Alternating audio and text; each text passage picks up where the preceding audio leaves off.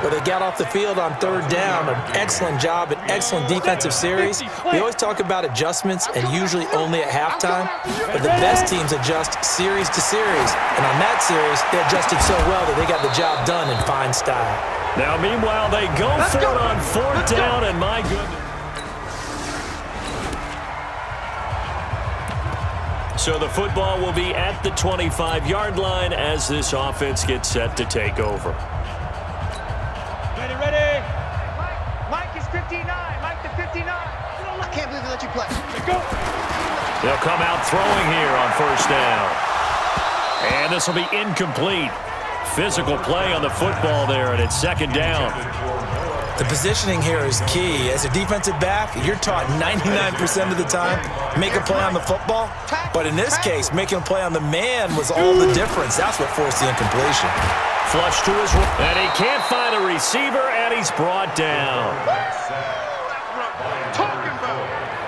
I'm starting to feel for that quarterback back there. I mean, you know me. Normally, don't have a lot of empathy for the QB, right? In this case, definitely. He's been on constant duress this entire game. I don't know how he's surviving back there. And to think, there's still a long way to go in this football game. Now on third and long, they'll look to throw. He's got a man. It's Sutton that's complete. And all the way down to the 42. Here we go. A huge play there for Denver. 41 yards. For an offense that has not found the end zone yet, that's a big play. There's the spark right there. The big play that they needed. Now they've got to go ahead and finish this drive and put this ball in the end zone. An opening there on that first down run as he gets this forward for about 8 or 9. That looks to be 8 officially, so second and 2. 90, Wolf. 59, 66, pull it high. Second and 2. And that going to be incomplete. A lot of contact, no call, and it's third down. The Broncos on third down, just 1 for 3 thus far. Here it's third and 2. They're going to look to throw. Dancing to his left. And hit behind the line. He lost the football. It's loose. But fortunately, he's able to recover his own fumble, or that could have been trouble. So on fourth down, on comes Brandon McManus and the field goal unit for the Broncos. This from 54 yards away. And we've hit the 2-minute mark in this first half of action. A reminder coming up at halftime, we'll head to Orlando. Standing by there, Jonathan Coachman. He'll have stats and scores from around the NFL in his second week of the regular season. And McManus able to put it through. And they're on the board at least here. It's now 17-3.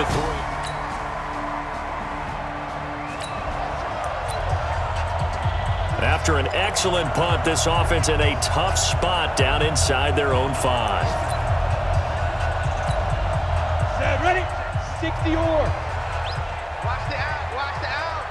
5. They'll try and start this drive in the air. And that is incomplete. He couldn't hold on through the contact. Brings up second down. Brandon, it looked like he had his hands on it for a moment, but let's face it, that was going to be a tough catch all the way because of the presence of the defense right there as he was trying to haul it in. Yeah, nice job to force the incompletion. Now the Bears going to call the first of their timeouts as they'll talk it over here before what will be an important third down. 8, read. Let's go. Double tight. Get it. From deep in their own territory, they look to throw. And this is caught. A spectacular one-handed grab there. 25 yards that time. That's an excellent read right there. Saw cover 1. That means it's just a single high safety. So you know if you throw the ball to the outside part of the field, help is going to be a little bit late getting there. And he puts one out there for a big-time completion. They go play action here on first down. Eluding the pressure right. He's going to take off with it. A short gain here, maybe a yard to the 29. Yeah, he only gets a few yards on first and 10, but he's better off doing that than throwing an incompletion or even worse, an interception.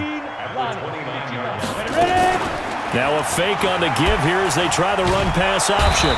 Nowhere to escape, and he goes down. Now the Bears going to use the second of their timeouts as it comes with 22 seconds to go here in half number 1.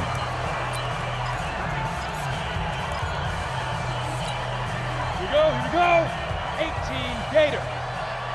Check. Let go. They'll look to throw. And this is, oh my goodness, he pulled it in one-handed. On the ball. A big gain of 31 on third down.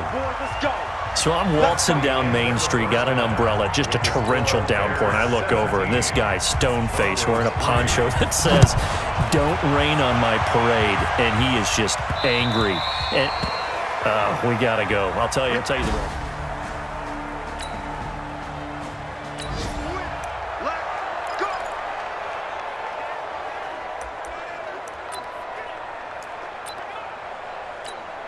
Come on, set.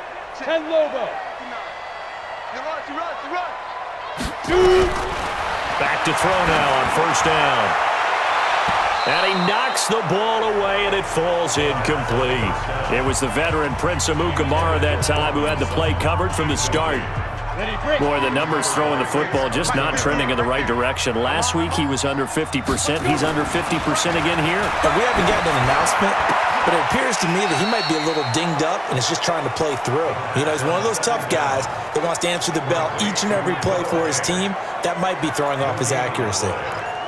The defense loves to hang their hat on that, don't they? You get a guy that catches the ball, but you stop him for no gain. Without a doubt, because they're also used to trying to catch people out. Blitz coming, and down he goes. Khalil Mack picks up his second sack of the afternoon. This has been a tough one for this offensive line. It appears almost like they've been on roller skates this entire game, the way they've been pushed around. 6 sacks given up in this one. Here's Ryan. Now they're going to fake it from deep in their own territory. But he will not make the first down marker. That'll be a turnover on downs.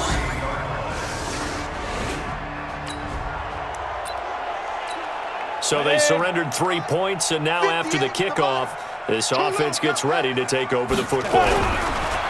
Looking to throw. This is the tight end Fant. And he'll wind up losing yardage here back at the 21-yard line. This will be a 2-yard loss on the play. And that'll make it 2nd and 12. Here we go on 2nd and 12. If you're a selfish player and you're throwing the ball, you're cool with the completion. Maybe not so cool with the yardage loss, though. Huh? Yeah, you went backwards on the yardage. Hey, it kind of works like a sack for the defense there. Yeah, it's a really big play for them, right? Able to figure it out, sniff it out, and finish it off. This quarterback now just 7 of 16 passing thus far, but he's got a 1st and 10. Pretty solid run here on first down. Almost picked up another first, but he appears to be a few inches short.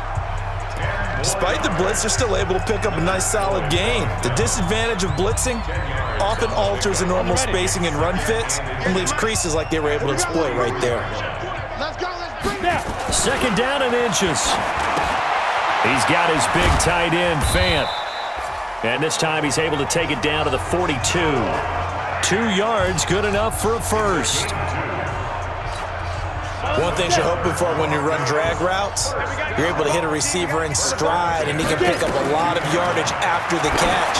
But in this situation, the defense was effective, able to stop him before he could get a good head of steam going. Throwing on first down, but this one winds up to be incomplete.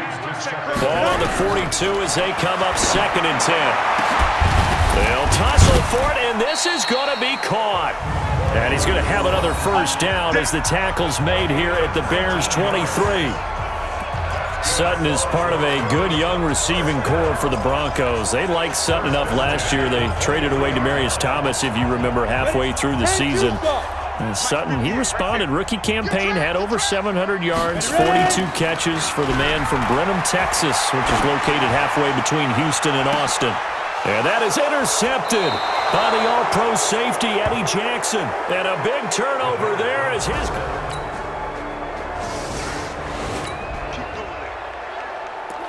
Now the offense back out onto the field as they'll take over here in the final minute of this third quarter. He can't hang. Let go. The drive will commence with a run by Lindsey. And he'll go down, and that will do it for the third quarter of action. 3 quarters in the books. And that'll do it for the end of the second quarter. This is the NFL, and it's on EA Sports. The last run good for 2. Here's 2nd and 8. Here's 2nd and 8. Forced out to his left. And that'll be incomplete. Good protection that time, and they couldn't hook up on the long one. Now it's 3rd down.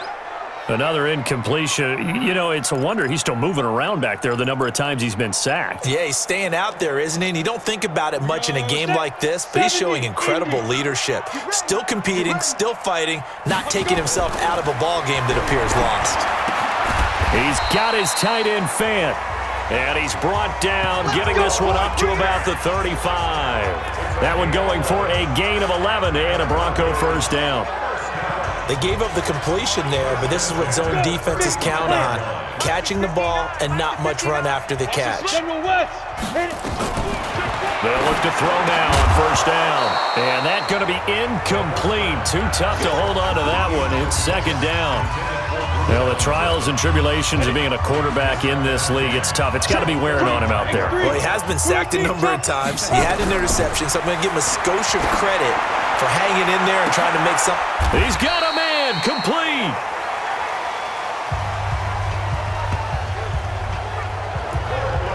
Defensively, I know they have the comfortable lead here in the 4th, but they do not want to give up big plays like that. They want to finish strong. So oftentimes in this situation, you tighten up underneath in your coverage, and you bring your safeties back.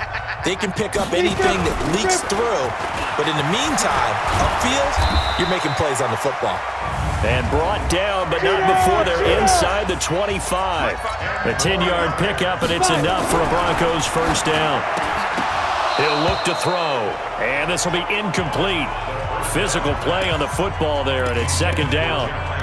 Defensively, you look at the numbers. Another incomplete pass that we just saw, and they're under 200 yards passing for the game, so they've done their job on that side of the ball. Yeah, recently I was actually working a game where a quarterback had a streak of 5 straight games without a 200-yard game. And that was a big talk, both in his town and amongst his team.